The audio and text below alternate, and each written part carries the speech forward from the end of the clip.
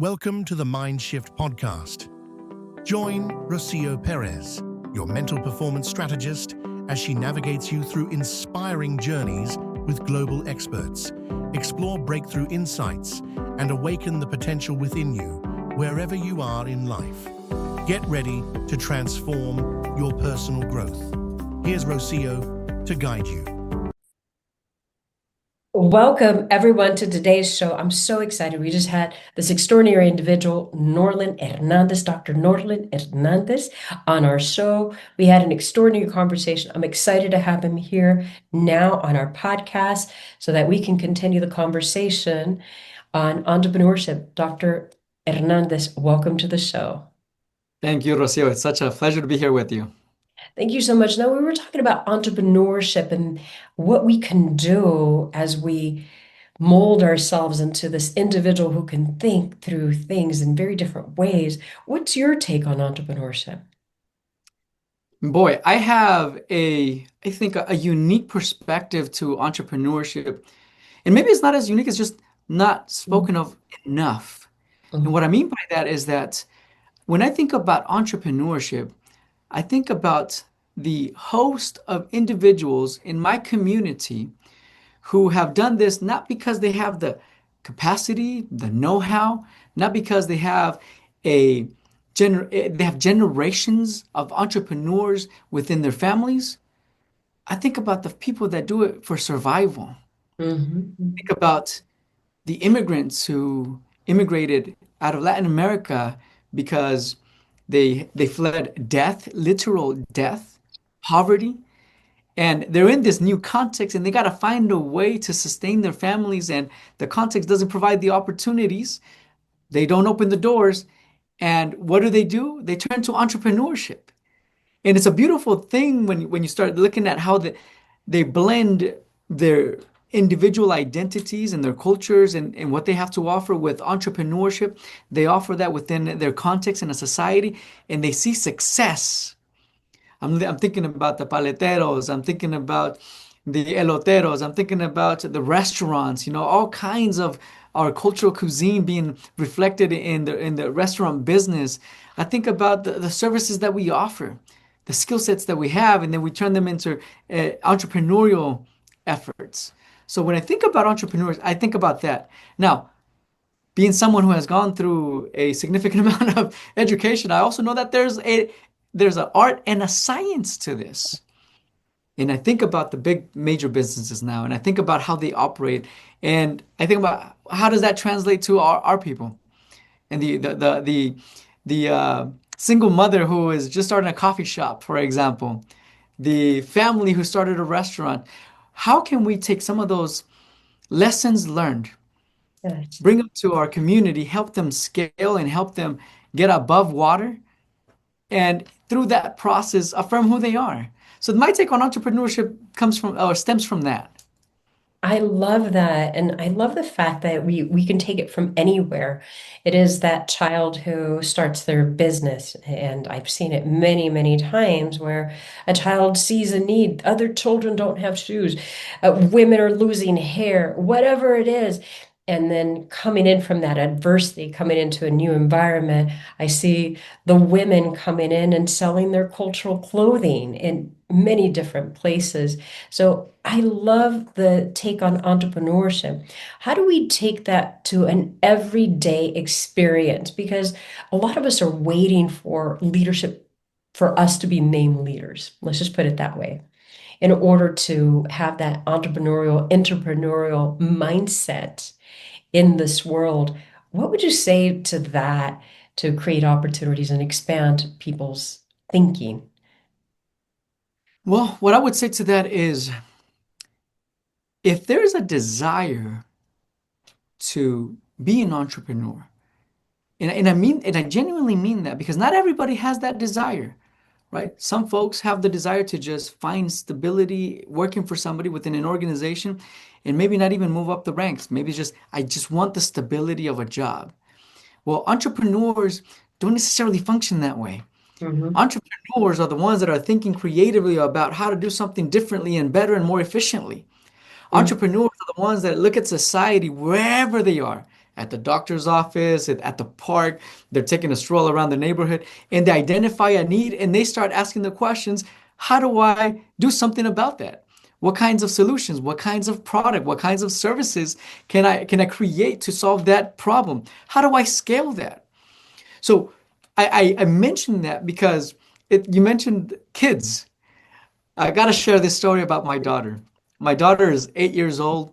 We have exposed her to this idea of entrepreneurship. She knows that daddy has speaking engagements, that daddy goes, helps businesses, but she also knows that daddy has a nonprofit. And we go to Latin America and we go help people, Mhm. people who are less fortunate than we are. And she's been a part of that process of the fundraising or of the thinking or of the cards or the messaging. Mhm. And we found ourselves one day going through fast food. We went through a drive-through. There was a gentleman there who was asking for money for food. My daughter saw that and immediately said, "Daddy, can we get them food?" I said, "Yeah, sure." We got the food. We turn around. We give it to the individual. And right before we left, right before we went on the road, she said, "Daddy, do you think that we can maybe make a business where we can, sure, make money, but also help people?" Wow. Wow. She is 8 years old and she's already thinking about social entrepreneurship because of what she has been exposed to. Right. So to answer your question more explicitly, what would I say to people about the day-to-day um, opportunities for entrepreneurship? They exist. They exist. Now, do we want to take enough time? Do we want to sacrifice? Do we want to invest in that path? Those are the questions that I would ask because it is absolutely possible. We just got to be committed enough to enter that space. That is right. And I think a lot of us shy away from that. We think that being an entrepreneur means that we have to start a business, right? What if we just started a solution inside of our organization? Mhm. What if we just started to think about, hey, how do I scale this? I'm already selling pieces of jewelry or clothing or whatever it is. How do I scale that? How do I take it to a different level? How do I go from just being comfortable or getting by or whatever to something greater for myself and for my family?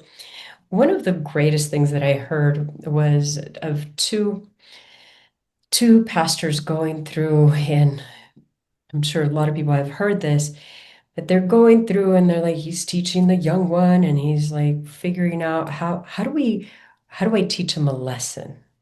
Takes him to the poorest community. In the poorest community, they go knock on the door, like, well, what are you doing? And they decide there to eat with the family and spend the night.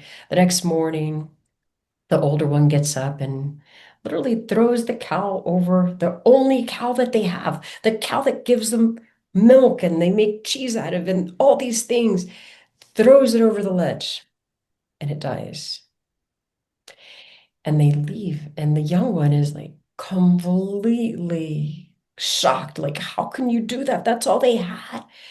And then finds his way in the future, has the story in his mind for a very long time, comes back, knocks on the door, and says, is this the house? There was this big old house now. He goes, what happened? So they explained when they saw them last that the cow was killed, that they had to do anything to survive. And all of a sudden, they started selling things and doing things. And because of that, now they have all of this. So what's the lesson? Sometimes it's time to kill the cow, right? The way of being that didn't serve us in our life. How do we take it to a completely different level? That level of thinking that had us in the comfort zone, Mhm. take that and move to another place where it may be uncomfortable. But what you Mhm. said here, to be in the community in our prior interview, to be in a place, in a space, people that support and think and can help guide you through those experiences, because sometimes we don't know. Sometimes we can do it on our own and it's perfect. Life is easier when we do it with others. That's right. That's right. What I would add to that, Rocio, is that oftentimes we don't leave our comfort zone because we don't have a need for it. Yes. Because there isn't a bigger why that causes us to go outside of that circle of comfort, that sphere of comfort. So as I think about your questions and as I think about your perspectives on entrepreneurship and what keeps us from it, it's comfort for sure, but it's also this lack of a bigger why. And the moment we start seeing, the moment we start holding on to or crafting a bigger why, something that is outside of ourselves, that our current circumstances cannot meet those needs, then we start thinking innovatively. Mhm. Okay, if I'm going to go after this bigger why, bigger impact, bigger help, bigger nonprofit, bigger profit margins, whatever it is, if I hold on to that and I craft that, I'm going to be forced to think of different ways to Mhm. achieve that are outside of the norm, outside of the status quo, outside of this sphere of comfort. It's going to take a lot for people to get outside of that and put themselves in a different environment, in a risky environment. So the benefits has to outweigh the risks. And that could only happen with a big why or a bigger why. Yes, and taking people along with us because at times there's people in our environment and our families who may not be aware of what it takes to get there and may not be supportive because they're unfamiliar with that world. And it's not that they don't love us or don't want to support us, it's just new. It's Yes. foreign, not just new, it's foreign to them. Until we become familiar with the unfamiliar, we can't have what it is that we desire. At times, we're going to be fighting with our own beliefs inside of ourselves. They said that the greatest distance that we must cross is through our own mind to get to understand where did I come from? Where are these beliefs that I can or cannot do something coming from? And if I can't do something, how do I shift it? Because it is possible and it is probable. There are more people every single day doing things. It reminds me of Roger Bannister when he ran the 4 minute mile. People thought that your heart would explode. What happened within a couple of years? 200 people had run the 4 minute mile. How do we run our own 4 minute mile in our lives to take it to expand? I love the fact that you and your wife dedicate your life to your daughter to ensure that she does have those skills, that she continues to move forward, that her mind is expanded, especially at such a crucial age. That's my invitation to parents. I've been an expert in 0 to 8 years of age, and it's so important. Anything that we put by the time they're 7 years of age, we have already set the foundation for their life. Mhm. Absolutely. And only they can challenge it when they're an adult, right? Absolutely. And that's the beauty of it. As we come to a close, what are the things that you want people to take away from this conversation that can potentially help them expand themselves and their level of thinking? I'm going to go back to something I said earlier that entrepreneurship is both an art and a science. And when we understand that there's a science part of this, that means that it can be learned. Hmm. So I go back to some of the examples of early on in my life where I started a decal business. I've been an artist since I was young and I love to draw and paint. And then I started scaling to different platforms and different mediums. And then I started saying, how do I monetize this? So then I established a business that did stickers and decals for companies, for for windows and for vehicles. And I just remember going through the process of, well, what do I need? Okay, are there resources for this? I Hmm. found a book that took me step by step, and then I followed the formula step by step. Not something that I was familiar with, but the more I learned, the more I became aware of, the more I found myself saying, "Oh, I can do that myself." I did my own DBA, I did my own LLC, I did my own 501(c)(3) application for the nonprofit. I've did all of these different things where I have been forced to do it myself because I didn't have the network and I didn't have the resources to do that. So for folks that are listening in and are thinking about entrepreneurship, it is possible. It takes time and dedication and sacrifice, absolutely, but it's possible. The second thing that I would say also is there are people in this world that want to come alongside you. And I know that it is so hard to believe that Hmm. somebody would want to share their secret sauce for success in the space of entrepreneurship, but they do. I'm recalling this conversation that I have with this individual whom we're talking about his industry. We're talking about his role as a leader within that company. And he's started to tell me about the challenges that he has to monetize that. And that he sees his peers in other spaces monetizing the knowledge and experience that he has, but he hasn't quite yet found the formula, or to use his words, nobody has shared that with me, or he said, nobody has been willing to share that with me. Mm-hmm. And at that very moment, I stopped him and I said, do you want to know? And if so, let's schedule a meeting. I'll talk you through this process. I'll be your sounding board. I give you that as an example that there are people in this world that want to help others. They want to share their experiences. They want to share what they've gained. They want to be able to help lead others. They want to help more businesses be formed and organized, because that's also going to be part of their legacy and their success. The fact that they helped others do this.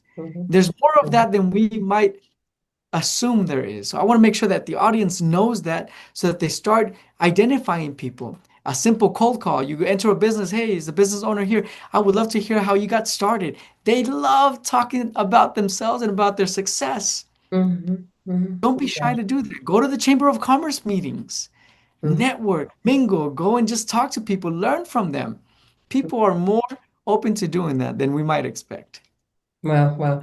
And I love that you said that, because a lot of people do. They think that it's like, wow, I can't do this. There's nobody that's willing to help.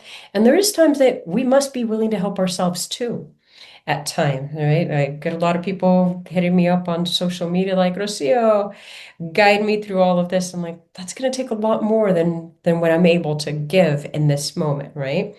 I have been doing this for 30 years. Along the way, it's been a journey. It's been exciting.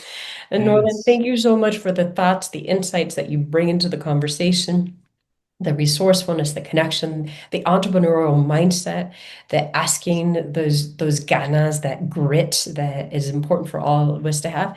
And equally as important, that molding of the next generation, our children, our responsibility, our future lies in our hands.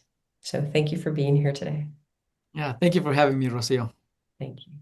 Thank you for joining us today on the Mindshift podcast. Rocio hopes you've been inspired and gained insights to fuel your journey of personal growth. Remember to subscribe and share this episode with friends who are also exploring their potential. Leave us a review to help spread the message. Rocio says, stay curious, stay inspired, and keep exploring your potential with us. Until next time, goodbye.